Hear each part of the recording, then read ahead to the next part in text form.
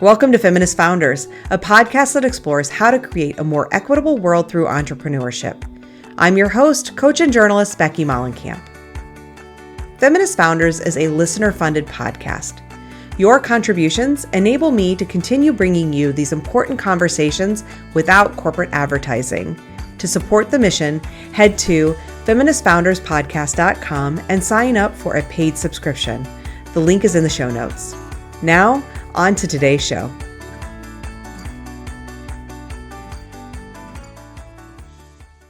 Hello, you amazing folks. Thank you for being here today to enjoy this conversation that I had with Alyssa Hall that really was powerful for me. I felt like it really helped me explore even deeper. And that is the point of this. It's about going beyond diversity. And we talk about why that's not the right goal, and instead thinking about equity and inclusion and what does that mean in practice? What does it mean in theory? And all sorts of really great insights from Alyssa, who is an African-American and Cuban woman and an inclusive business coach. And we talk about why she calls herself that. She helps executives and entrepreneurs create businesses that are divested from white supremacy culture and patriarchal norms. She and I are very aligned in the ways that we're showing up in coaching, which was awesome to talk to somebody else who really gets it in the same way that I do and is trying to rethink business. How do we do business differently? She focuses on helping her clients unravel from the thinking patterns that aren't serving them while teaching them the tools to create an inclusive business. She's a single mom to a 7-year-old, and I'm also a mom to a 7-year-old, and she's now obsessed with HGTV and lives in Houston, Texas. Not our only guest from Houston this year. I think that you're going to love this conversation. Truly, it was among my favorites of the season, although I love them all. But before we get into it, I do hope you'll take a minute to learn about this other amazing show. Have you ever wanted to have difficult conversations but didn't know how? This is Raquel. And this is Jennifer. We are the co-hosts of Madness Cafe. It's a feminist podcast where we talk about politics, health and wellness, and women's issues. We would love it if y'all would become part of our community. You can come listen to us at Madness Cafe Podcast at Apple Podcasts, Spotify, Google Podcasts, Amazon Music, and iHeartRadio. And you can also find us on YouTube. Without further ado, here is my conversation with Alyssa Hall. Hi. Thank you for being here, Alyssa, and for chatting with me today.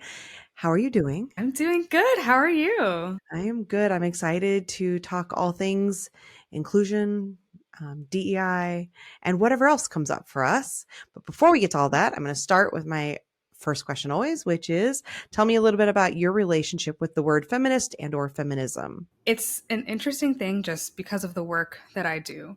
And so whenever I think of the word feminist, I'm just like, I hope we're using the most expansive way that this word can be used. It's not a word that I just typically use in my daily language.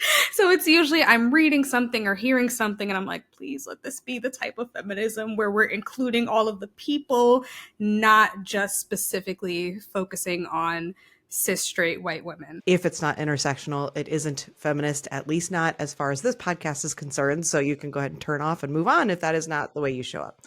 Okay, so as we dig into this conversation around diversity, equity, inclusion in the business space, I'm hoping that you can start off by kind of giving us an understanding of what DEI really means in practice and what it ought to look like, what it really is, versus what I think, and you probably have experienced, that many people may think it means. Kind of give me that dichotomy of what people think it is and what it really is. I feel like traditionally, whether it be in like the larger business landscape or even just, a smaller businesses as well, when we think of DEI, a lot of times people just think of the D, the diversity, right? And so it's just like, oh yeah, there's a mixture of people here, or I want a mixture of people here, or even I have 1 or 2 people here that aren't white, so I'm doing good. And that is literally, to me, I believe that diversity is an outcome. It's not, what we're striving for. For me, I believe what we're actually striving for is inclusivity and equity.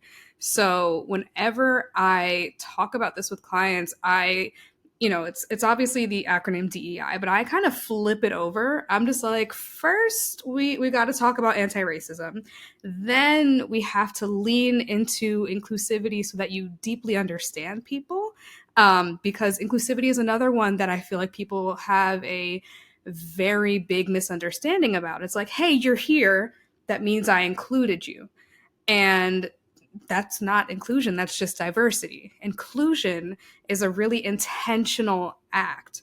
What am I thinking about? What am I changing to make sure that when you're here, you get to have the exact same experience as someone who I may have actually been intentionally thinking of, right? And usually we only really intentionally think of people who are exactly like us. And that's a normal human thing, by the way. Like, I am lactose intolerant, and so I'm always thinking about people's dietary restrictions because I know that that's what I suffer with. It's just a normal human thing, right? So that's inclusivity. And then equity, I feel like that's, again, another one where it's like people think of equality instead of equity. And equality would make sense if we've all had the same road to get here, then obviously everything would be equal. But equity is like, let us pay attention to where things may not be equal here. And that may mean that someone gets something a little bit extra to allow them to be on an equal footing, compared to let's give everyone the same thing, but no one is going to be on that equal footing at the end of the day. I like that you talked about footing because it brings to mind for me the best visual description I ever saw around equity versus equality, which was three people standing at a fence trying to peer over the fence, and they're all the same height. And one of them has like three boxes and can clearly see over the fence, right? And those three boxes could be like generational wealth or, privilege based on a million other things, right? But so they're standing on these boxes that allow them to easily see over the fence. And another person has like one, so they can just sort of get their nose over the fence and kind of see, but it's a struggle. And then someone else who has no boxes, and there's no way that they can see over that fence. And you could say they're all equal height, so they all have an equal opportunity to see over the fence. But the equity is about, we need to get, everyone needs to have the same number of boxes, or the number of boxes they need to be able to see over that fence, right? And some people are given more boxes they didn't earn or do anything to get. They just were given those boxes. They can see over the fence. I love that foundation. Thank you for sharing that. And before we get into all of the meaty stuff you're going to talk about, I'm just going to hit us with some stats that I'm sure these will not be a surprise to you, but I'm hoping for the listener, it will shed some light into like where our conversation's going and why this is so important. And so I'm going to start with the really good stuff, which is that diverse companies enjoy 2.5 times higher cash flow per employee. Diverse management has been shown to increase revenue by 19%. And these are just certain stats I've found. There are so many studies out there, but I think they illustrate the point. Gender diverse teams and executive teams outperform the less gender diverse teams. 3 in 4 job seekers and workers prefer to work in diverse companies and have diverse coworkers. Those really just get to diversity. So we're still just speaking to that who's in the room, but it's still talking about, environments where there's at least hopefully some effort happening here, right? And that there's real payoff to that. But also, so now let's get to the other stats, which is only 1 in 4 C-suite leaders is a woman, and only 1 in 20 is a woman of color. And then in 2018, and this is where we're about to talk here, and I think this is the stuff that you and I have already talked a little bit about. In 2018, less than half of companies in the S&P 500 had a chief diversity officer. By 2022, 3 out of 4 had one, right? So massive increase in a very short period of time. So those positions, chief diversity inclusion officer kind of positions, grew almost 200% from 2019 to 2022. But then in 2022, so last year, depending on when you're listening to this, 1 in 3 DEI professionals lost their jobs. That's a turnover rate that was significantly higher than non-DEI workers. And chief diversity officers are currently experiencing a 40% higher turnover rate than any other sort of C-suite position. So as companies, especially in the tech sector, are feeling some sort of economic crunch, these are the first positions that are going. And then there's also just what's happening in the world. In June, the wonderful governor, and I use that word very facetiously, of Florida, Ron DeSantis, signed a law that prohibits state or federal funding for or spending on DEI programs in public universities in Florida. He says DEI stands for discrimination, exclusion, and indoctrination. In February, Texas Governor Greg Abbott ordered state agencies to stop using DEI programs in hiring. And in June, he also signed a ban on diversity offices in state-funded higher education institutions. And then, of course, in late June, the U.S. Supreme Court struck down affirmative action in college admissions. And there's 8 states that already had bans on race-based affirmative action. In case you don't know, they are not all red states: California, Florida, Michigan, Nebraska, Arizona, New Hampshire, Oklahoma, and most recently, Idaho. And a Harvard study found that those bans in those states resulted directly in significant declines in the number of Black women, Latino men, Asian women who are working in those governments in those states, and the number of white men in jobs in those states increased. So, Alyssa, there's quite the stark contrast between the clear financial and employee morale. And I think there are other studies that also that talk directly about like clients and customer relations. And obviously that is related in the financial benefits of having diverse teams, inclusive teams, having a corporate commitment to these issues, and the contrast between that and then what's happening post 2022 in the last year, where commitments to this and funding for this are dwindling. And there's an environment that, like a political environment, that's really actively charged and trying to continue to destroy any gains that have been made here.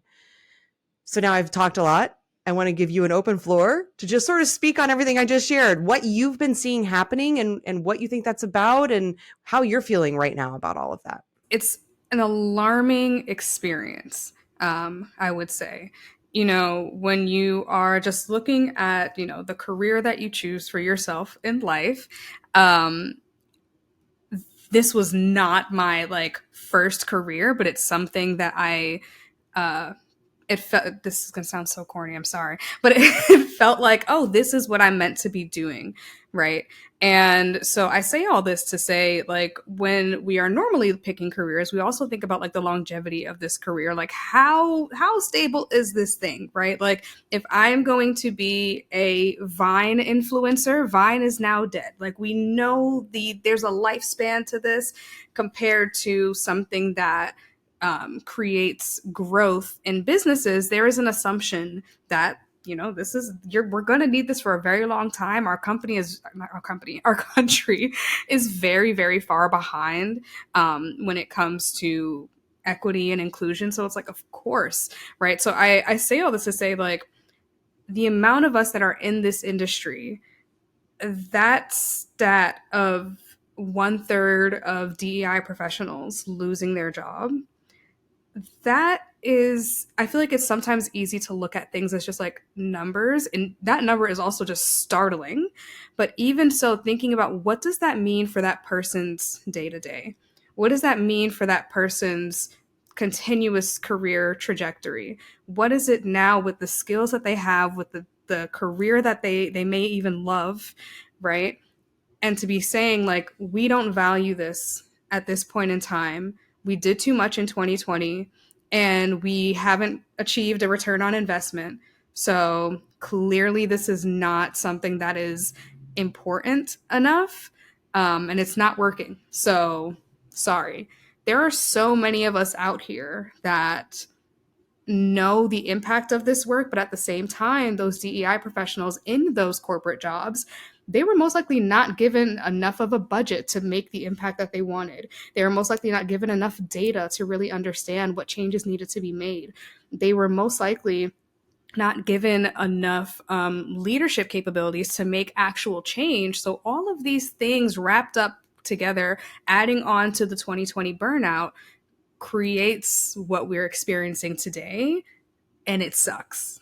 I will just add on to that to say Wall Street Journal, as we're recording this, which is well in advance of when it will air, but did an article where I got a lot of those statistics from. And one of the things that they mentioned also that was responsible for some of that lack of ROI, which I'm using all these air quotes around, is that not only were they not given budgets and directives and responsibilities, but often, not always, but often there was a scramble in 2020 to say, oh, I need to figure this out because suddenly I'm sort of being called out on this.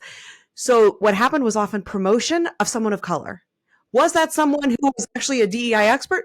No, it was promotion of someone of color. So that's another issue too, of that like idea of, well, diversity is just about who's in the seat and not about experience or anything else. You mentioning that is like just so poignant for me, because I remember like in 2020, if we're like, oh, bringing ourselves back to that time, the summer and maybe even the fall of 2020, people who did not have, you know, the luxury of having a DEI professional in their lives, their default was, let me ask my friend of color, right?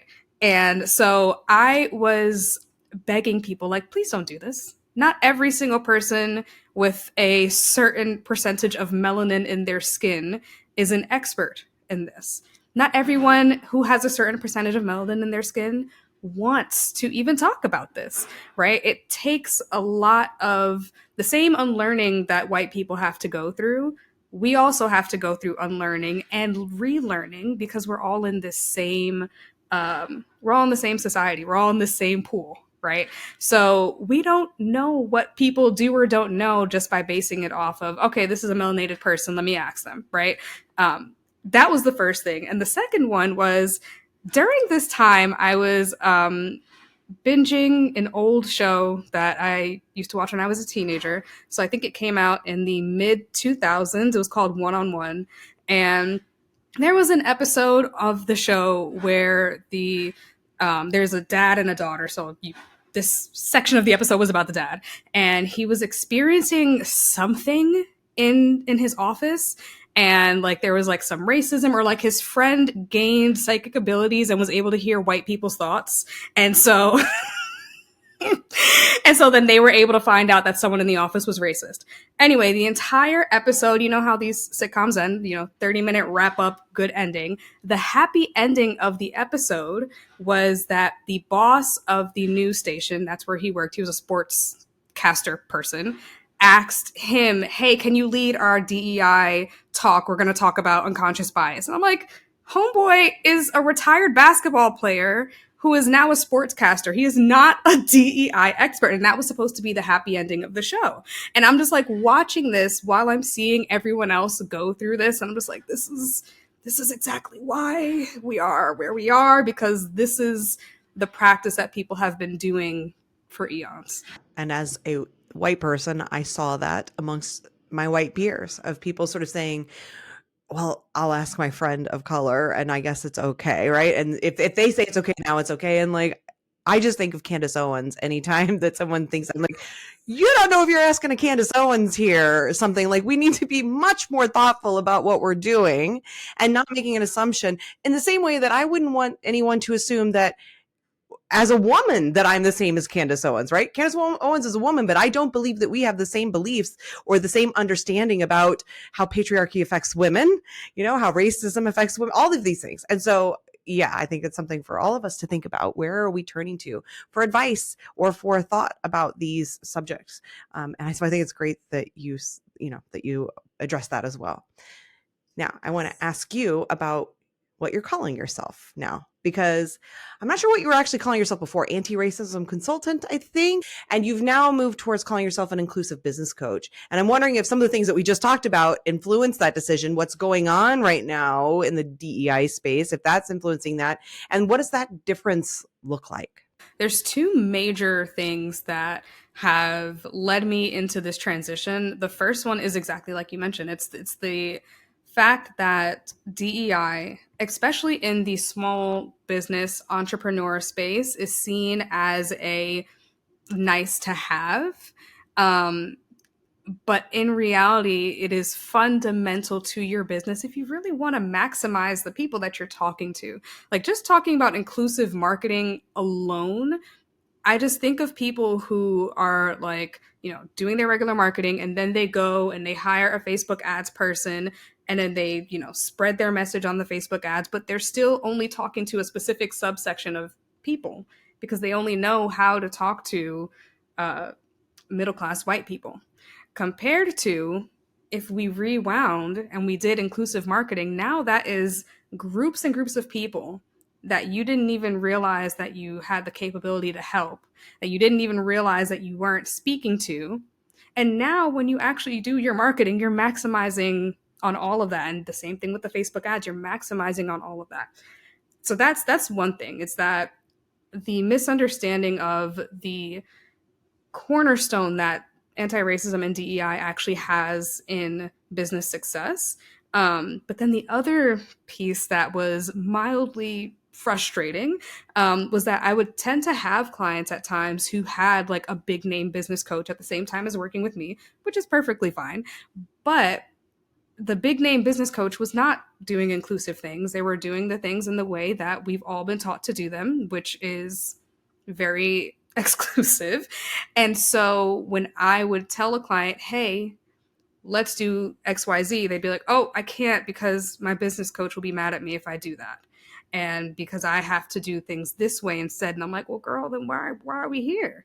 Why are we here if we're not here to change things, right? And it could be something as I've had numerous like conversations with the people about things like payment plans. Like that, something to me as simple as payment plans has to be a whole rigmarole and most likely not even happen because their business coach tells them that they're going to have a better quality of people if they do pay in fulls only, and that it's going to be a lot easier and more streamlined and simple and better if they do pay in fulls only compared to, hey, it's more equitable and you'll actually be able to serve more people if you have an equitable payment plan. So it was both of those things together and just understanding the fact that I have a child that I need to feed.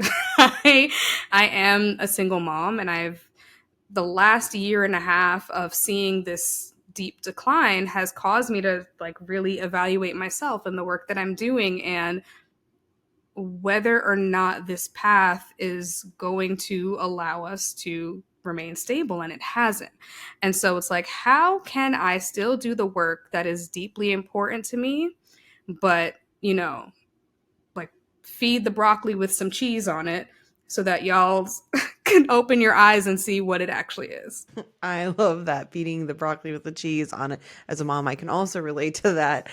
And while it can be like a bit of a, ooh, to hear that, like, oh, I have to have it with cheese. I think there are many people, depending on where you're at on your journey of unlearning all of this stuff. And like you said, when you've got the business advice that's out there, the traditional stuff that's telling you that anything else is wrong, except for these more exploitive kind of ways of showing up, then sometimes we do have to, I suppose, put some cheese on the broccoli. I sometimes struggle with that. And I need to remember that I need to put more cheese on the broccoli probably sometimes too.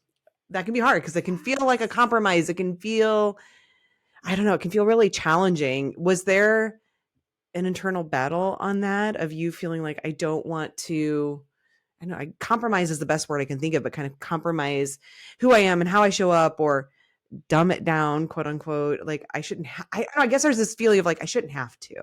And yet you're right. We all have bills to pay. So what was that struggle like for you? Where this first came up for me was I was listening to one of my favorite podcasts.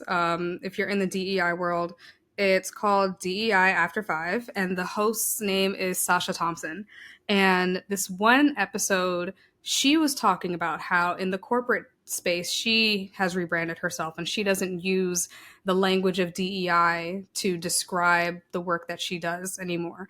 And what she brought up on the podcast was like, you need to sit here and ask yourself, are you here to do the work of DEI or are you here for the title? And that really sat with me because in all of my moments of frustration, the most frustrating thing that has always been like annoying to me, it's very annoying to me, but it's also like well-intentioned. I'm not mad at y'all. But what has been annoying to me is always like, I will, talk about the work that I do, or I'm selling, or I'm doing this or that. And all I get is just, oh my gosh, your work is so important. And that's it. And it's like, girl, I can't do the work if no one's hiring me. So it's cool. It's important. I'm glad you believe that it's important. But if I'm just sitting here in my home not doing anything, then the important work doesn't get done. And if the only response that I'm getting from 50 million people is, it's so important, that's so great, then it's frustrating. So I took that with what Sasha was saying, and I was just like, the only way that my work will get done is if people hire me. So I need to get people to hire me. Many of our listeners are not going to be C-suite folks. These are founders who are running maybe mid-size or definitely small size, even solopreneur kind of teams.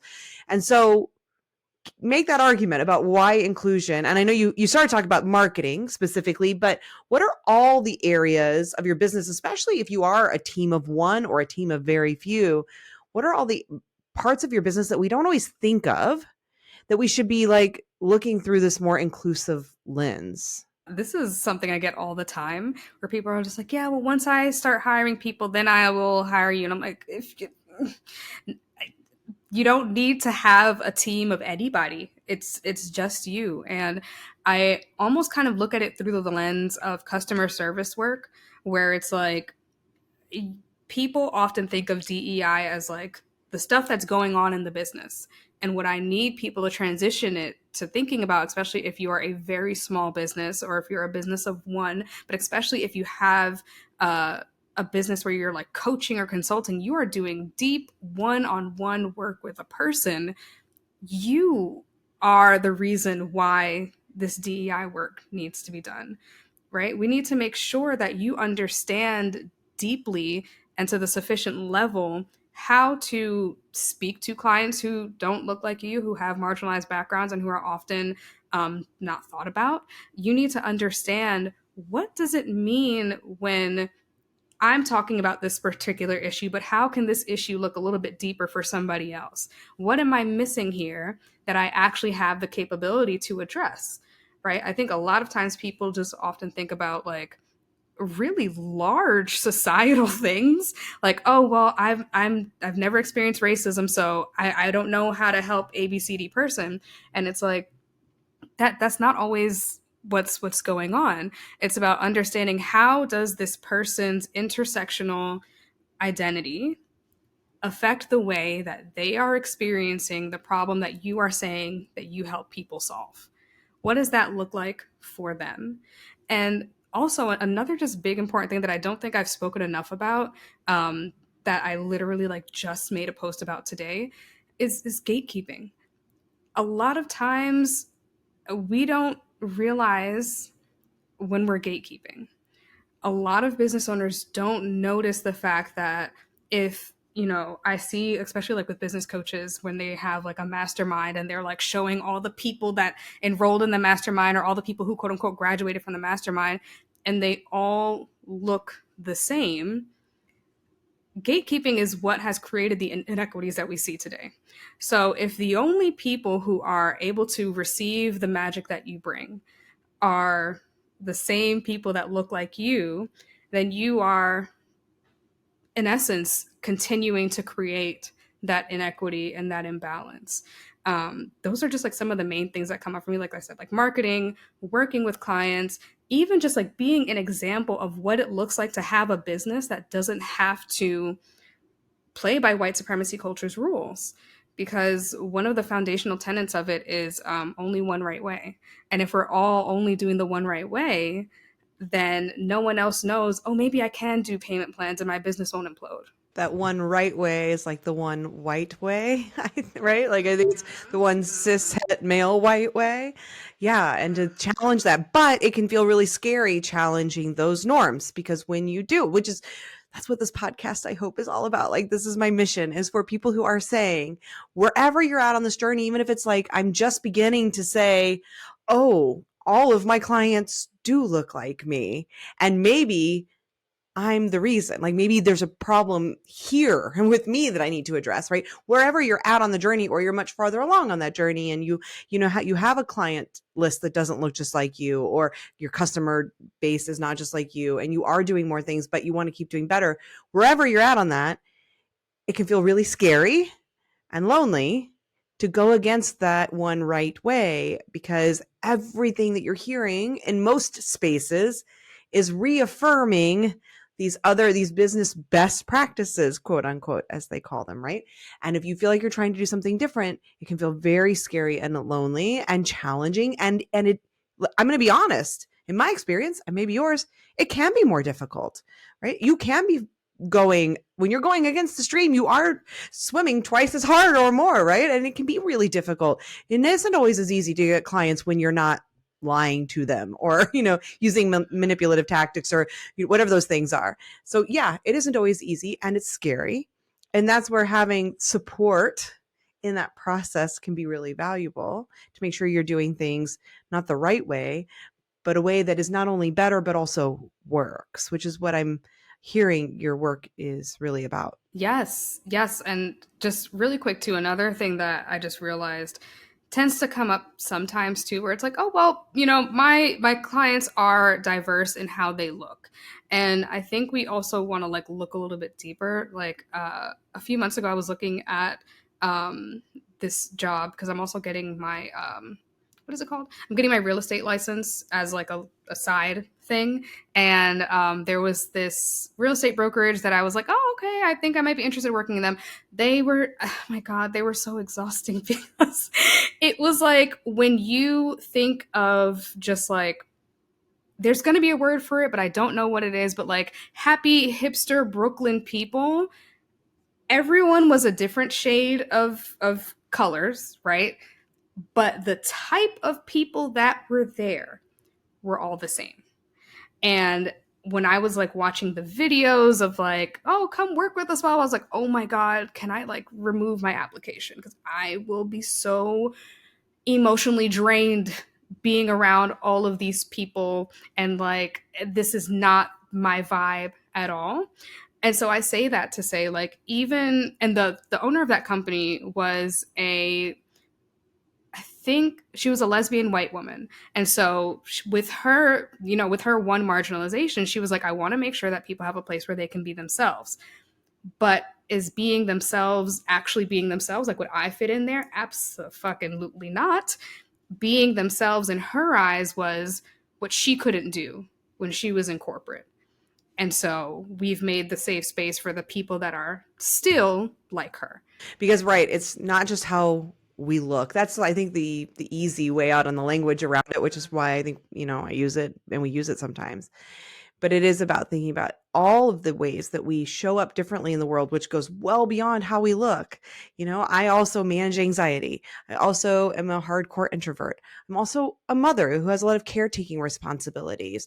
There are plenty of other people who have many other things that go outside of the, gender, race, class, like some of the higher level protected classes, but are still very important around ability, around size of our bodies, around just the way we interact, communication, preferences, and things like that. That I think what I'm hearing you say is all of that. If we're truly concerned about creating an inclusive space, whether that's for our teams or for our customers, right, to call in folks who will feel comfortable, that it goes well beyond just checking off those like legally protected boxes that we have to do so that we are, safe in that way, right? It's thinking more holistically about how the truth is every human is very unique and has their own little check boxes. And how do you create spaces that feel, I don't know how you feel, but I don't love that term safe because of all of the reasons it's been misused. But that feel like they are a space where you can be a safer space for people. It's not about like, can we move 1 degree away from corporate, which is another thing that I feel like a lot, especially entrepreneurs, think about. That is still only creating a safe space for the people that fit into the 1 degree away from corporate. It's more so, how do we create a space where everyone can just be their full selves without it having a negative repercussion? That is literally it. Yeah. And if you don't have a team yet, that still means what are you doing so that you're calling in and allowing, being able to hold space for or be with or provide services to or products to folks of all types so that everyone feels comfortable interacting with your brand. I mean, there are certain brands that do not care about this, and that's fine. You're probably not listening to this, but I'm hoping if you're here listening to this because you do care about that. You're not trying to create an exclusive sort of brand. You're thinking about, how do I create an inclusive kind of brand? And that means that it needs to be something that everyone can feel like they are being welcomed to be a part of. Right. And that, I think the marketing piece is important, but there's so many other things, just thinking about client relations too. And you mentioned pricing. That's a piece of that. But I think our language is so important, because something I hear, this isn't necessarily language that we're using with our customers, but it's going to translate in how we're messaging and showing up with our client base. I hear so much in peer circles, people talking about, I want to work with higher end clients. I want to work with people who can pay. And there's a lot of language that is either subtly or not so subtly coded that is very clear about being exclusive in ways that are not, I mean, I don't know that exclusive is ever great, but these are really, like, I think, very problematic kind of exclusive language. And so I think part of that invitation too is to think about that, if I'm hearing you right. There is this one meme that every once in a while it keeps popping up, and it makes me want to just like tear my eyeballs out every single time I see this meme. It gets me so angry. It's like, your $500 client is asking you, oh, well, is this going to change my life? And blah, blah, blah, blah, all these other questions. But then your $50,000 client, all they say to you is invoice paid. And then it starts a whole classist as fuck argument. Not even argument, actually, because the people who post this, they all believe this. So no one is arguing. It's usually just me on the other end of the screen, frustrated. They're just like, yeah, I know. Oh my gosh, this is why I raise my prices. This is why I don't charge below blah, blah, blah, blah. And it's just like, there are so many other confounding variables that you're choosing to ignore, because instead you want to believe the classist notion that a person who has more money is a more valuable client, is a more serious client, all of these different things, when in reality, one of the things I tell people is like, that $5 ebook that you're selling, are you selling it with your full chest in the same way that you're selling your $50,000 mastermind? You're most likely not. You're most likely selling the $5 ebook as like, oh yeah, here's this cool little thing, enjoy. And then obviously, depending, and a lot of times these little things have like the grandest titles. Make 5 clients in 50 days with this $5 ebook. So if I buy the $5 ebook and I don't make the 5 clients 50 days, I will be upset. You raised my expectations for this nonsense thing compared to the $50,000 thing that you're selling, and you are so meticulous and really getting the specific people who it's actually for. Of course your client is going to be more chill when they're paying the $50,000 invoice. And I don't think this is to say, and you tell me what you think, but I don't feel like this is to say you can't have a $50,000 whatever, or that everything has to be $5. I don't think that's the argument we're making here at all. But I think when you start to talk about pricing and getting into nuanced discussion, that's where I think people go as a defense mechanism, I believe, but they go right to this, like, well, I should be able to charge whatever I want, or what I'm worth, which is gross language also, all of these things. And I don't think it's about that, right? It's not saying you can't have different pricing or offer different things, but it's really thinking about how you're talking about those things, how you're showing up with those things, who you're targeting, and what you're thinking about the people that you're targeting, and all of that. But I'd love to hear a little more about what you think about that, because I can feel inside of me, based on previous interactions with people, that some folks listening to this might think, well, what is she saying? I have to offer my mastermind for $5? I can't, that's ridiculous. The key thing, if you don't walk away with anything else from this podcast, just walk away with this, make it make sense. That is, I feel like, the main thing that I am asking of people, because this idea of charge your worth, or even honestly charge what the transformation is. The transformation could be worth $50 million. It could be worth $50 million to take someone who is on the street living in their car and helping them create a business that yields a revenue of $1 million a year. That's a $50,000 transformation. Do they have the $50,000? No. But I use that drastic example because I'm not trying to say undercut or undervalue the work that you do. I'm saying make it make sense for the person you're talking to. There may be people who are sleeping in their car who can do the whatever $1 million thing that you're doing, but it's because they already have uh, systems of privilege that are behind them. They may have, a house that they just sold and they're just waiting to find a better house. They may have Uncle Billy Bob Joe who just died yesterday and left them all of this stuff. They have generational wealth and stability, right? I feel like a lot of times we are expecting our clients to jump over these hoops in order to work with us because it's so important, but not everyone has all of these systems in place. So if you're going to talk to a business owner at the beginning of their business, make it so that the pricing makes sense to where they are. And a little piece I think I also hear, and that I would just add, is challenge your assumptions. I think really looking for, where are you making assumptions about who can afford something, what someone can afford, who this person is that you're talking to, or that you need to talk to, and where are you making some assumptions that you don't yet have any evidence around, right? Because I think we do that very often, especially because this getting to your ideal client avatar and all of that that's out there, which it can serve a purpose, and niching down, and like so many of these traditional things that we learn. Inside of that, there often is, even if it's not spoken, there is these assumptions that come up with that around who that person is, or has to be, or should be, and what they would want, and what they can afford, and who the person is that can afford this thing, and what they want to hear. And so I think just looking for, where am I making assumptions, and challenge those for yourself. Maybe they bear out as truth, and that's fine. But have you ever really sat down to challenge some of those assumptions you're making around your ideal client, around your product, around your pricing, around your messaging? Because I bet a lot of us haven't. Right. And, even giving a like real life example of like this program that I will whine about until the end of time. But the program was for coaches who have made $20,000 in their business. That's the barrier to entry to be qualified.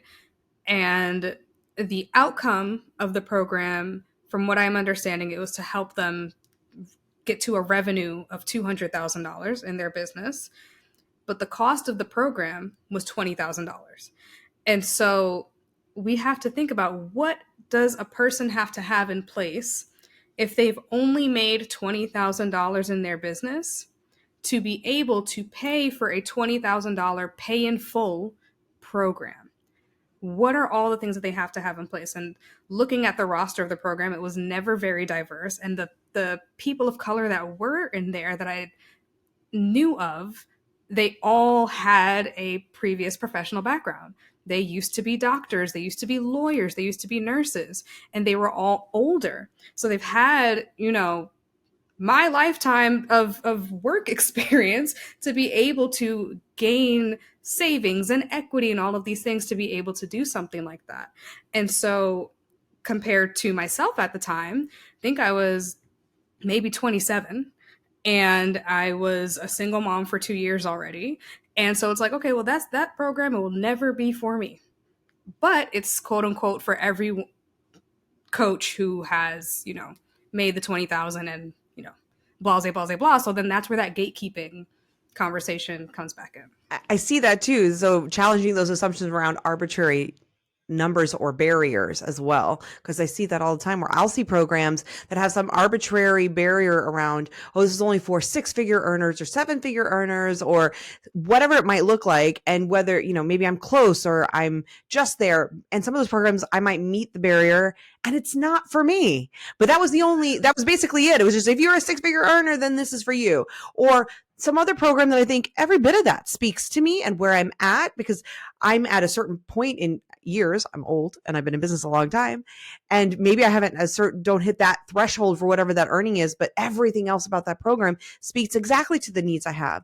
And because of this one arbitrary barrier that we've made an assumption around, we are excluding a whole group of people that could be our ideal folks and who might help make our program not be so homogenous, right? And so what are those barriers that we're putting in that are then, because what I will hear often from a lot of my peers in the business space is like, I don't understand why my client base is so homogenous. I don't understand why I'm not attracting more of a diverse audience, or folks who, again, not just around look different than me, but have different ways of showing up in the world than me. Why is all of my clientele or whatever so like me?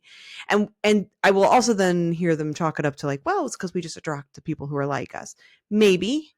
And are you doing things that maybe you don't even recognize that are creating these barriers, that are telling people subtly or not so subtly, this person doesn't understand someone like me, doesn't want someone like me, I can't be safe around, like that person threatens my safety. And so we have to really look at that, because if you are somebody who's sitting there saying, boy, my client base or my customer base looks and shows up in the world, has a very similar life experience to mine. And why? Mm-hmm. Oh my God. I'm like trying to not like jump through the screen.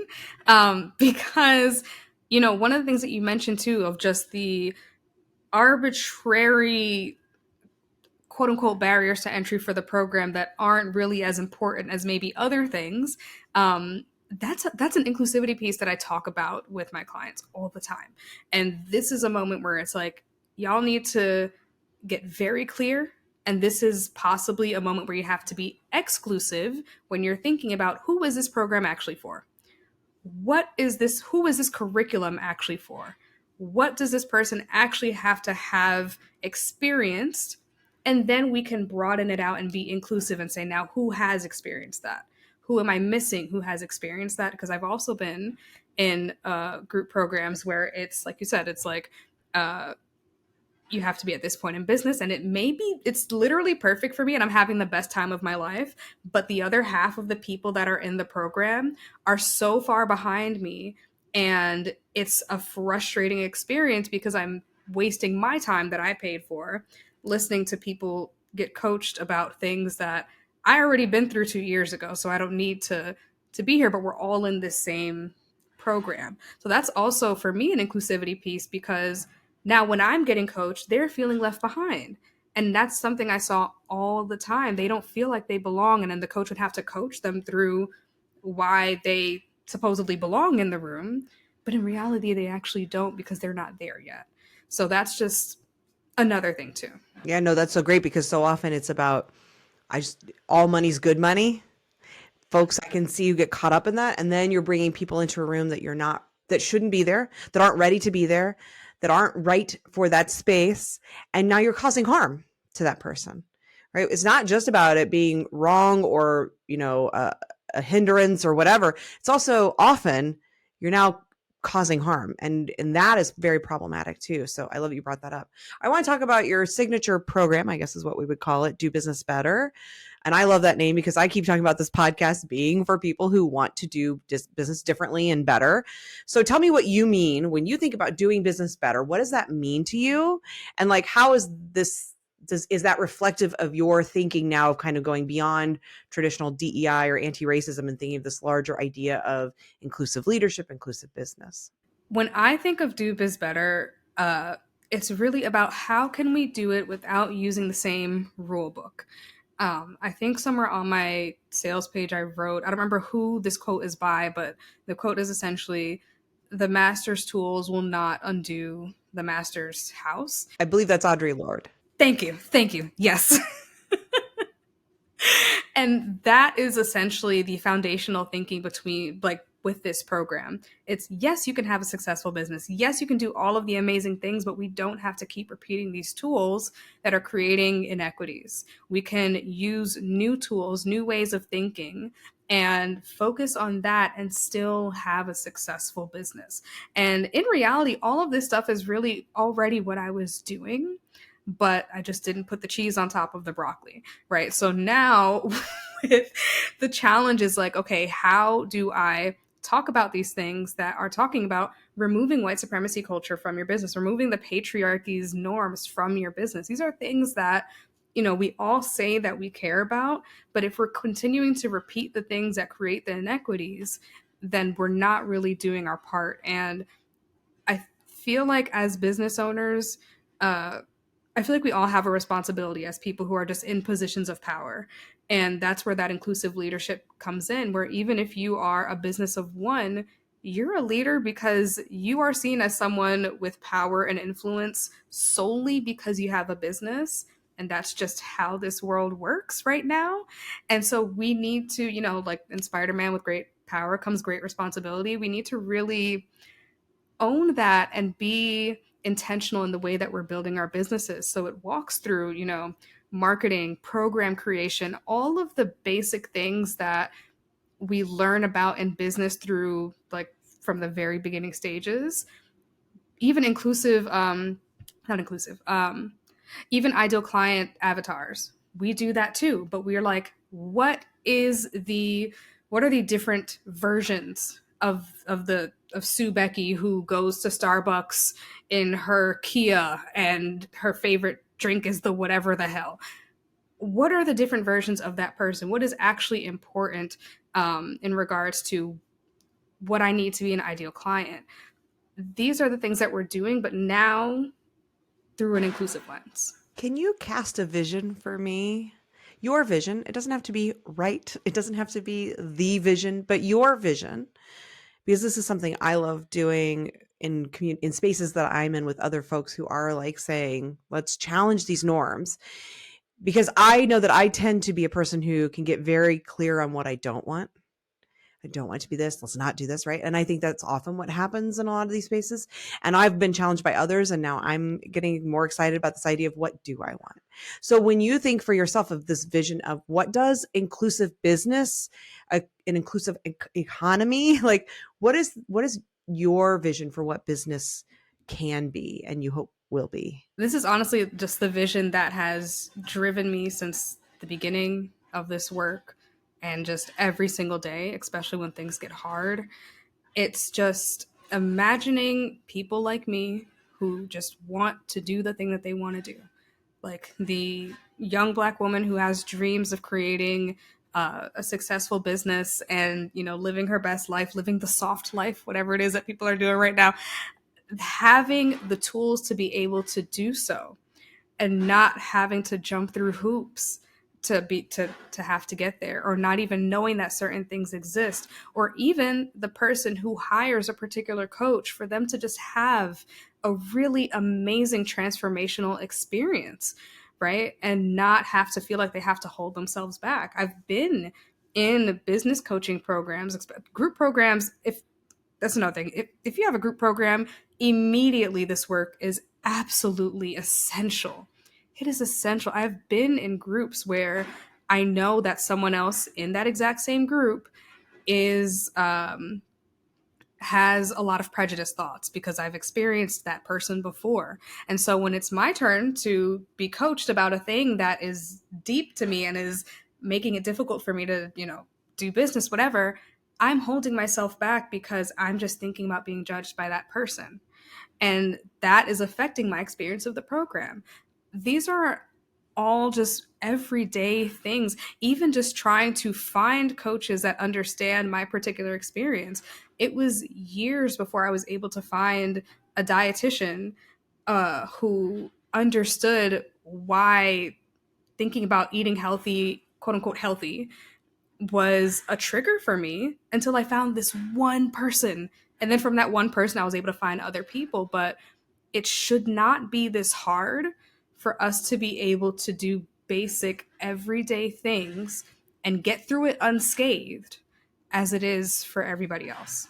Harm and safety, right? It's about this vision I'm hearing is like it's like it's something simple that we know is not easy, but it sounds so like, of course, a business world in which people can interact with businesses without being harmed, and where they can create businesses without so many barriers. I think that's beautiful. That's beautiful.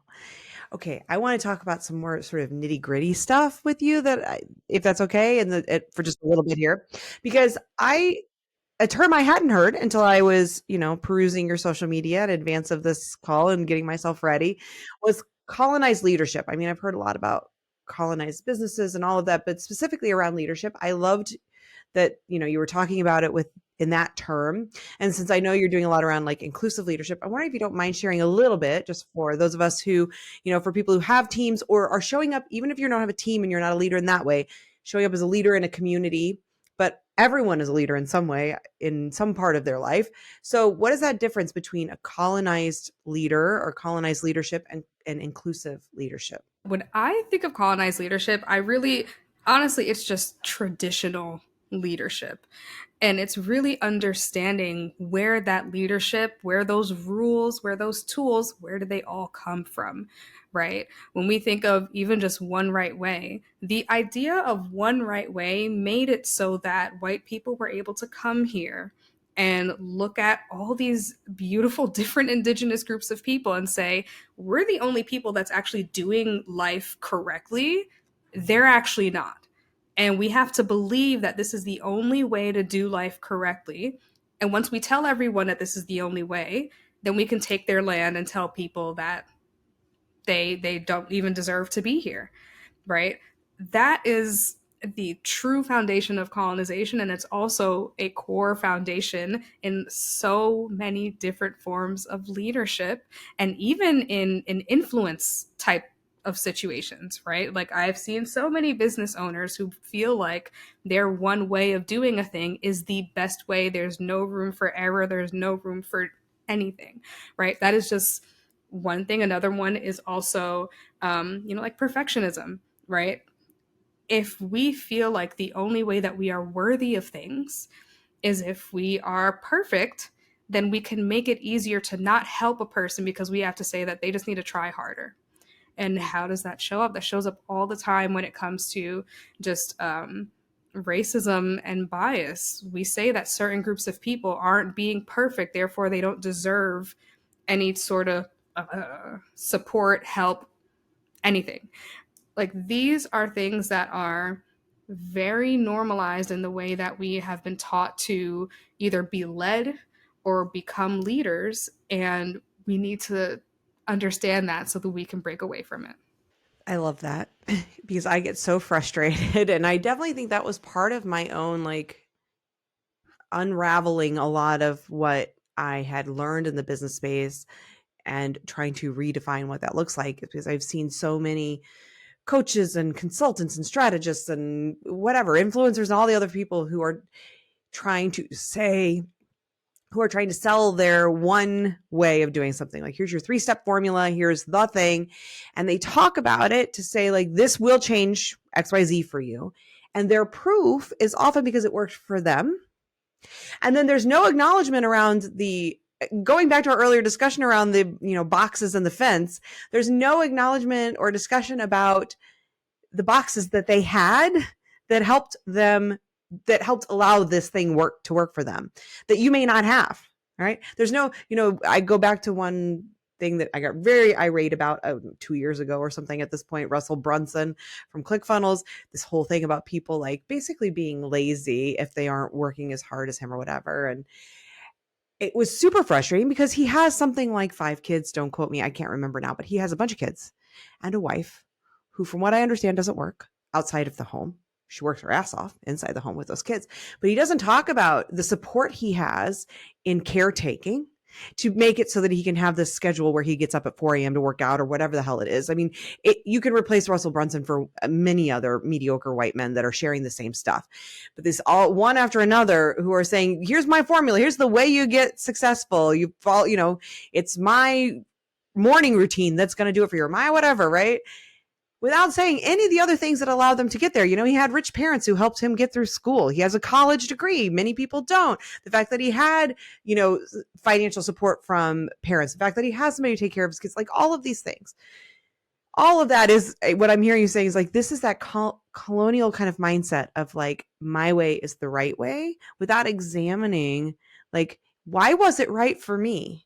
Was it because it's the right way, or because it's right for somebody who has all of the benefits and advantages and privileges that I have? It's a good question to ask yourself. And I think it goes, but what I think might be even a little more interesting and nuanced is another way I see this sort of showing up, or that I've noticed a bit, is that idea of the master's tools, that quote. I also see people who have varying marginalized identities sort of saying, I'm just going to take that colonial mindset and I'm going to use it to sell my new way, right? But then now this makes it okay. Like, it's better because I'm the one who's now benefiting, someone who looks like me. And yes, this like feels like a yes and. Yes, I would never say that anyone who has any historically oppressed identity should not be getting more wealth. Yes, I love it. And reproducing the game, that like just taking the colonial mindset and putting to use for yourself, is that really any fundamental change? And so I think that's sort of, and I see you wildly agreeing, so I want to hear what you're thinking. Oh my gosh. This is a conversation that my best friend and I have all the time. All the time, because it is deeply frustrating. And on a personal level, as someone who is African American and Cuban, it's also hurtful, right? Because what we don't realize is, in order to use a lot of these tools, there are certain mindsets that need to be in place in order for those tools to be repeatedly used, right? So what are the beliefs that you have about other people who don't have all of these uh, structures and systems behind them that you are now bringing into the thing that you're doing? You're not making change, you're just being another person. Like, there's a lot of conversation about, all of our favorite Black billionaires, right? The Rihanna, the Jay-Z, the Beyonce. What had to be in place in order for them to become billionaires? And so, by them being the face of it, does it change anything systemically? Not really, actually. And if we're here for systemic change and not just individualized change, which is another colonial thing, right? Individualization compared to the other one, community, whatever. These are things that make that person, to me, feel like I am unsafe to be around them. And there's a saying, like, all, like what you were talking about with Candace Owens, right? All skin folk aren't kinfolk. But we have to repeatedly tell ourselves that, so that we can move through the world in a safer way and not just assume that this person looks like me, so therefore they see things in the way that I do, when in reality, shit's hard and they may be using these colonized tools. Yeah, that I could go on and on. I believe there is no ethical billionaire. You can't be a billionaire and be ethical. That for me is a hard stop, period. Agree or not, I believe that. And I also recognize that this is not my sphere to be critiquing anyone who has an identity that I don't hold, and anyway saying they shouldn't have wealth. I absolutely believe that more wealth in the hands of folks who are not white, cis, het, all of that, men, is good. But I think it's really also very valuable for us to sit and explore, is it the answer? And is the answer what you're getting at? And I think where I'm trying to come back to is this idea of around colonial leadership. Where are you just recreating the wheel? Where are you trying to use the master's tools? Because it doesn't work. There's no freedom in that. That is not substantially changing anything for the collective. And that if it isn't about the collective, then is it anything that actually, to me, it certainly isn't feminist. It isn't intersectional feminist. It isn't about equity. And so I think for people to sit with that idea around colonial leadership, colonial business tactics, all of that, to ask yourself, where am I just recreating the wheel? Where am I just taking what others are doing and trying to make it like work for me? Because then it's still really only about you. And is that ethical? Right. Right. And that's the question about like white feminism too, where it's like, are you doing just 1 degree away from what the mediocre white men are doing and you just like retweaked it for yourself? Or have you changed the entire structure? Yes. Because that's that proximity, right? And being able to hold on to those pieces of power. And that's what a lot of that feels like to me. It's like, how do I grab my bit of the power instead of saying, whoa, this whole system's fucked up. And I don't want any part of grabbing a hold of that power. I want to say, I want to take it out of your hands. And instead of putting it into mine, I want to say, how do we like redistribute entirely to the collective for all of us to have some amount of power. And for the white feminists listening, I highly recommend White Feminism by Koa Beck as a great starting point. Forget that one book that we all know by that one white lady. White Feminism by Koa Beck is a really wonderful place to start if you're still newer on this journey of understanding when you talk about white feminism, like, what does she mean?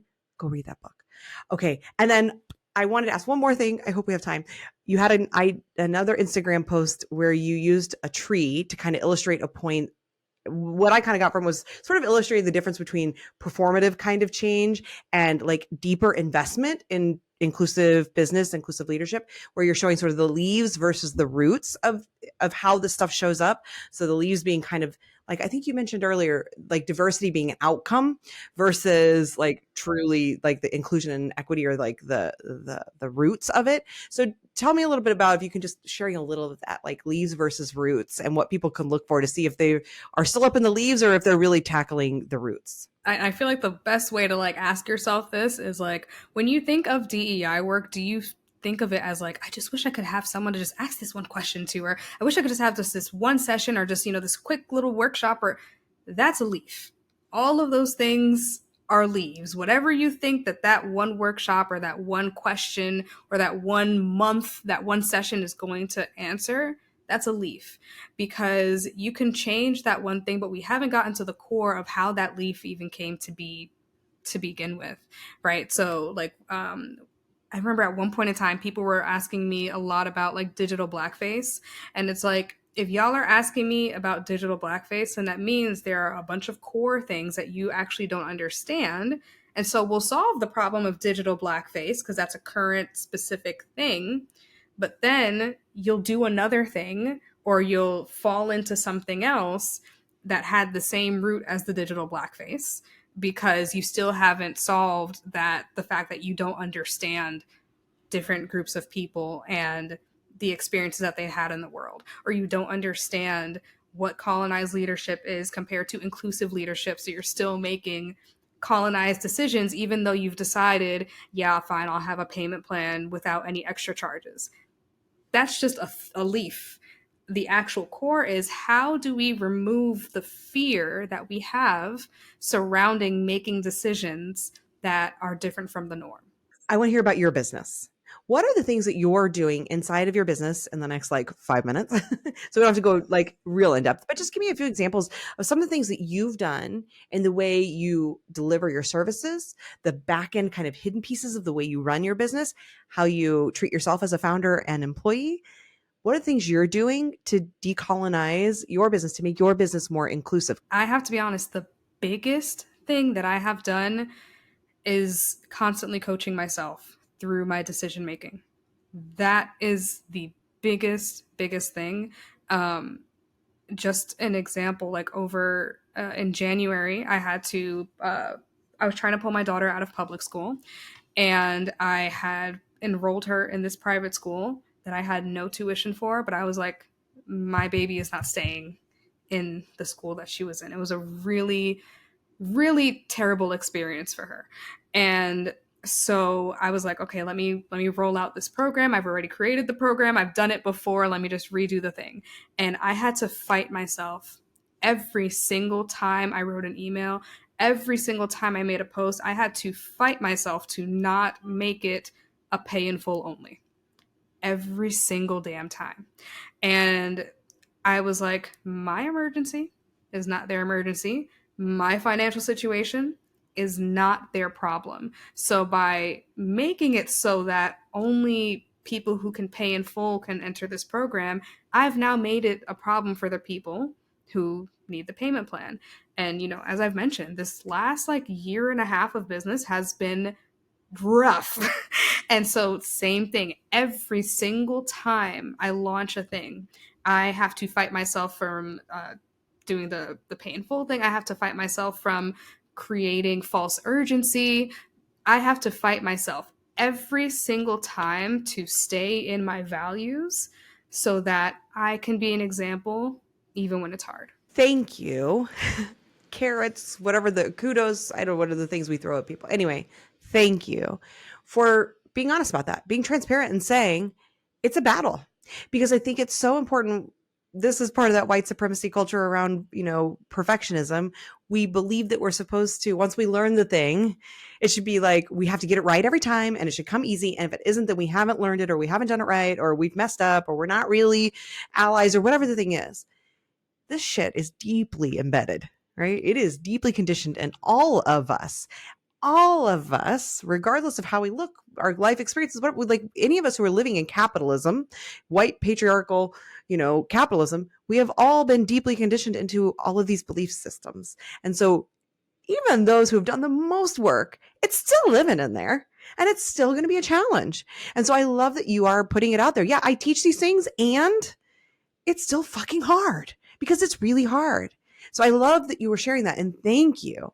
So what I hear is you're walking your values. That to me is such a big part of what this is. And that's what I love doing with people. It's like, how do we walk our values?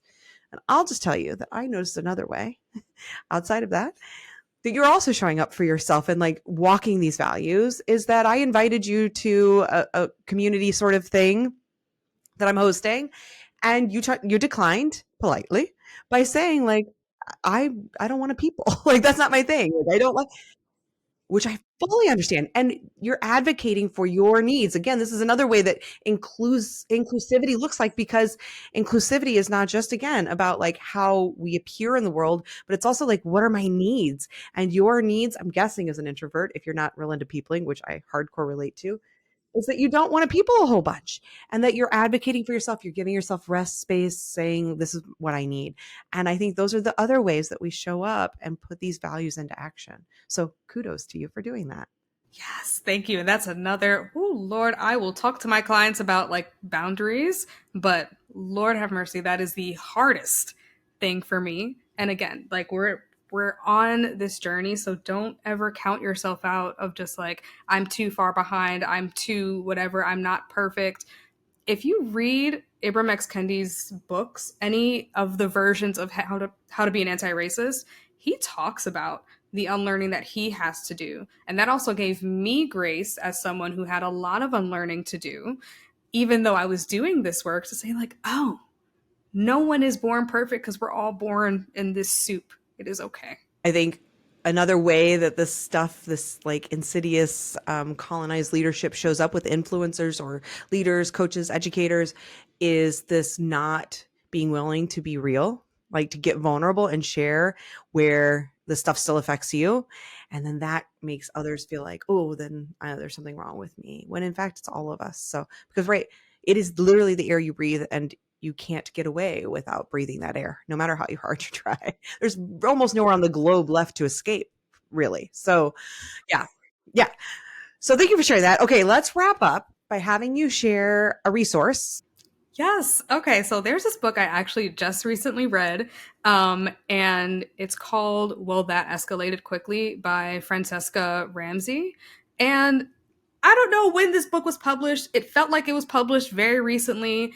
And it's one of those books, how like people were talking about like Glennon Doyle's Untamed. It's not an anti-racism book, but people were like saying to put it in their anti-racism pile.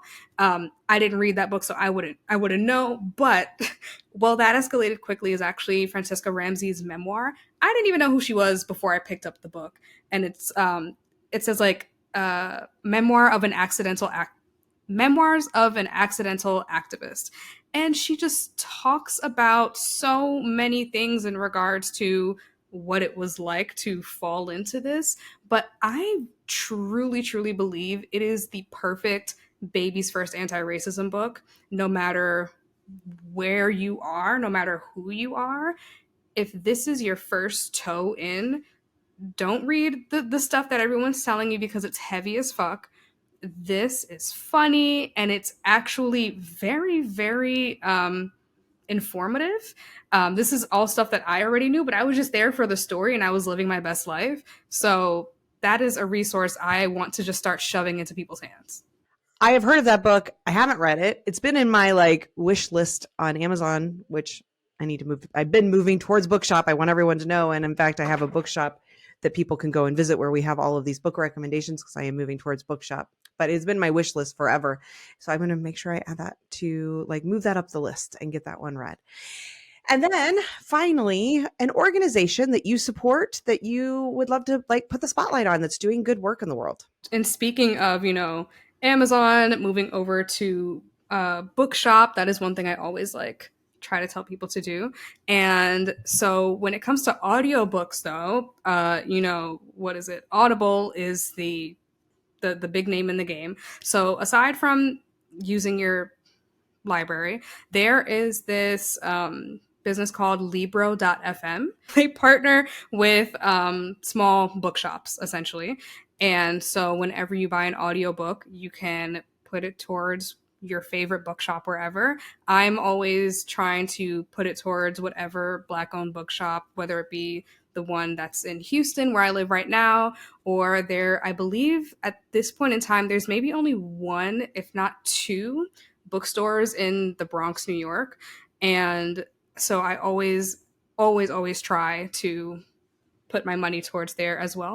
But I also want to ask if there's like a nonprofit organization, is there anything like that where you like to, when you talk about like when people talk about redistributing their wealth, where you like to see that money go? Yes. My thing over these last few years is I've really gotten into understanding like what mutual aid funds are. And that to me is always so exciting because you see exactly where your dollars are going. And so there is this woman on Instagram, her name is the Black Fairy Godmother. And people reach out to her when they are having any type of issue at all, whether it's usually like, I can't pay a bill and the bill is due in 3 days. Things like that where people who don't have the time or resources to go into this larger organization to try to support themselves through the next few days. That is something that is just amazing to me. Black Fairy Godmother Foundation, which is a 501c3 nonprofit, which means they accept donations. And I will make a donation. I will make a donation to that organization as a thank you for your time, for being here. And I really hope that everyone listening who benefited from this conversation will do the same. Let's put our money towards something that's really making a difference. And so thank you so much for that recommendation. Thank you so much for your time today. Is there anything else that you wanted to share that we didn't get to? I think we covered so much. I just want to just ask people to actively listen to this. Like obviously listen to it through the first time and, live your best life, enjoy it, but really marinate on some of the topics that we spoke about and see how does it relate to you instead of almost looking at it as a checklist of just like, okay, cool. I don't do that. Spin it around and say, where do I see myself in this and where do I possibly need to grow? Thank you. Because I have been doing a lot of this work for a while, enough that I felt somewhat confident and competent to host and have these conversations. And I'm going to be re-listening while I edit this episode and thinking about that as well, because I know despite all of that, that there were things that we talked about today that had me going, yeah, because there's always room to grow. And I still have so many places that I know I can do better, do business better. I'm going to try and do business better. Thank you so much. Thank you for your time. I really appreciate it. Of course. Thank you for having me. Thank you for listening to this episode of Feminist Founders Podcast. If you like what you heard and want to learn more, or if you'd like to support the work that I'm doing with the show, please visit feministfounderspodcast.com. There you can find out about becoming a paid subscriber for as little as the price of 1 cup of coffee a month, which will directly support my work. You can also find the show notes and find the bookshop.org website where you can order any of the books mentioned in this or any episode, which will also support the work I'm doing. The link to all of that is in the show notes. Thanks again, and I can't wait for our next episode.